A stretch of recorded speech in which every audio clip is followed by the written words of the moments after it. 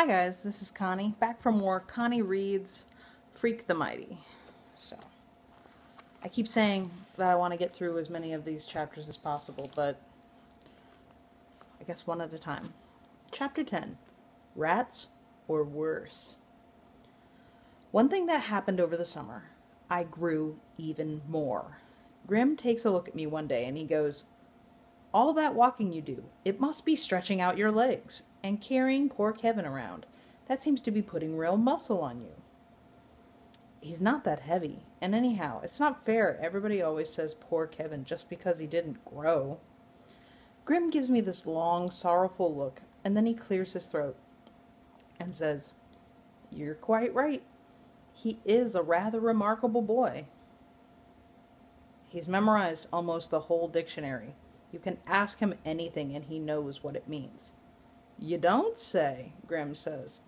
And he has this smug look like maybe Freak is lying and a total goon like me would never get it. And I want to tell him he's wrong about Freak and the dictionary, but instead I just shut my face and go down under. Grim, he's okay sometimes. Like when Tony D chased us into the pond, but most of the time he thinks he knows everything, which he doesn't.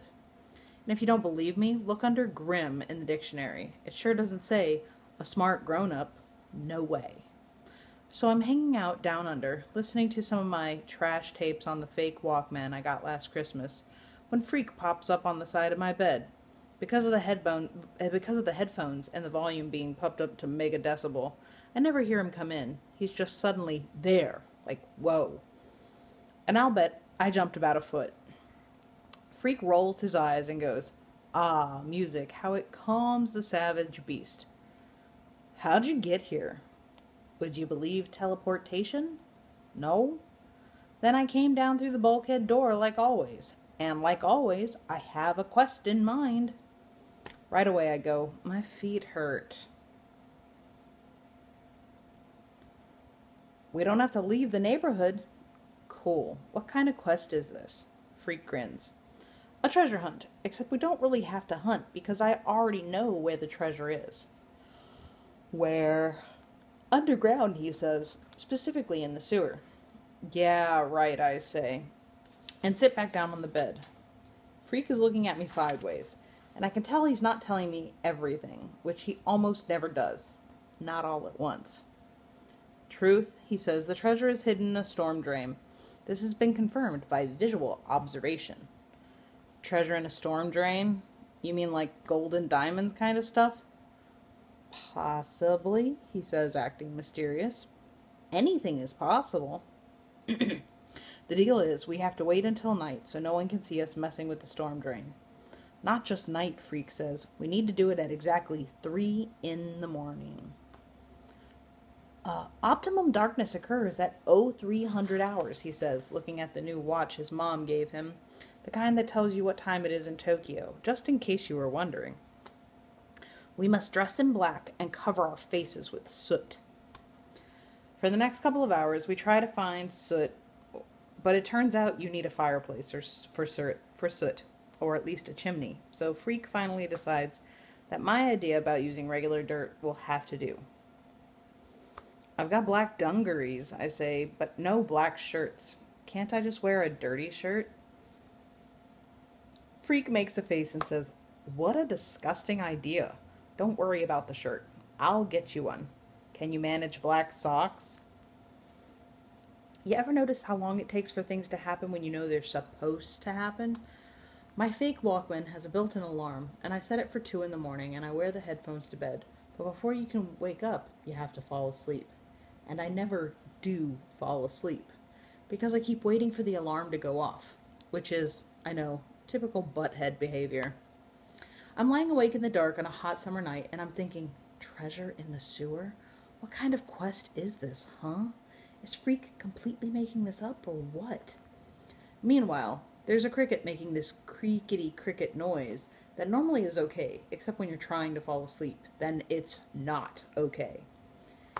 And you want a big can of Raid. Send it to Disney World or Insect Heaven or wherever it is that dead crickets go. Question. How come Freak knows about this stuff in the storm drain? Question. How come we have to put dirt on our faces? Question. How come 3 in the morning? Question. How long do crickets live? Finally, I give up on the first 3 and work on the cricket problem. But the little critter is pretty clever.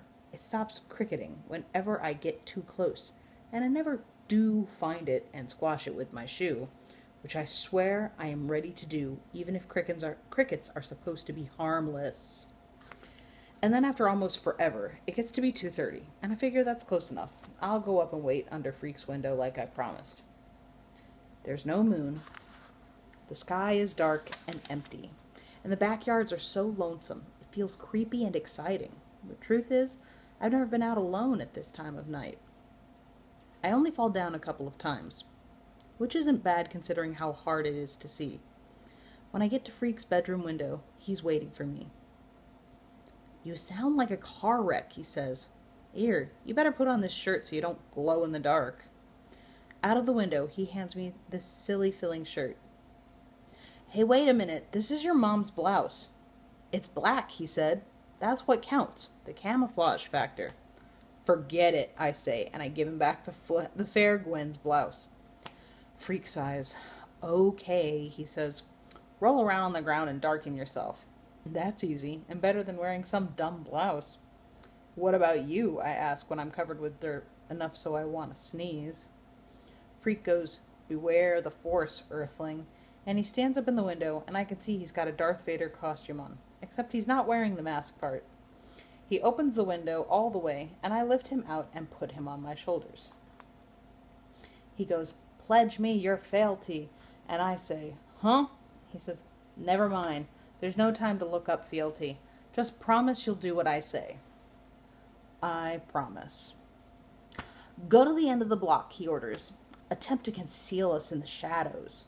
That's easy, because the street is one big shadow. It's so dark I can hardly see my feet. Or maybe I got some dirt in my eyes. But the point is no one sees us, because there's no one to see us. You'd never know anybody lived here, let alone a whole block full of people. It's like we're on an empty planet or something. Was the real Darth Vader as tall as this? Freak asks from where he's riding up high on my shoulders. I thought it was just a movie. You know what I mean? What's that? That is a cat that runs out from under my feet, so out of nowhere, sudden, that my heart goes wham! Was it a black cat? Freak wants to know. Too dark to tell, I say. Are we almost there? Finally, I figure out it's hard to see because the Darth Vader cape is hanging in my eyes. But by then, we're at the end of the block and the storm drain is right there by the curb. See if you can pull it open, Freak says. He's standing with his arms folded and does the expression. And the expression on his face, well, he really does look like a pint-sized Darth Vader. I took my hands in the storm drain gate and give it a heave, but nothing happens. I can't budge it. Try again, he says with his arms folded, like he's a lord of the universe. I try again, and it's like the gate is super glued or something. No way I can pull it up. Freak is tugging at my leg, and he goes, Option 2 is now in effect. He reaches inside his little cape. Out comes a flashlight. One of those small kinds that looks sort of like a cigarette lighter, and also a spool of kite string. I devised a special retrieval device, Freak says. Looks like a bent paperclip on a string, I say, and Freak tells me to shut up and follow orders. You hold the string, he says, and then gets down on his knees and shines the little flashlight through the grate. Can you see it, he asks. Can you? I look, but it's hard to see anything, and it smells like something died in the storm drain, which, come to think of it, it probably did. Rats or worse. Down there, Freak says.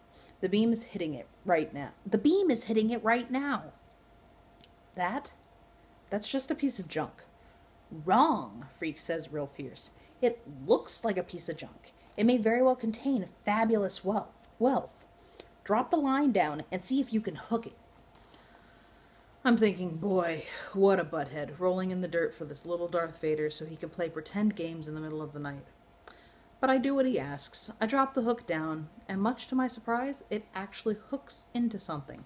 And when I pull up on the kite string, I can see what it is. A purse, I say. Looks like a grotty old purse. Careful, Freak says. pull it up to the grate so I can grab the strap. I bring it up an inch at a time, and Freak, manages to get his small hand down through the grate and grab hold of the soggy old purse, and then he almost drops it. I yank up on the kite string, and we both manage to squeeze the slimy purse up through the bars. Whew, mission accomplished, Freak says. The old purse is torn and wet, and I don't want to touch it unless I have gloves on. Gross, I say. Somebody must have flushed it down a toilet. Or somebody must have flushed this down a toilet. No way, Freak says. I saw one of the Tony D's punks stuff it down there yesterday morning. Yeah? They must have stole it. No doubt, Freak says. And he opens the clasps and points his little light inside the purse. By now I know there isn't going to be any treasure. But still, this is pretty cool.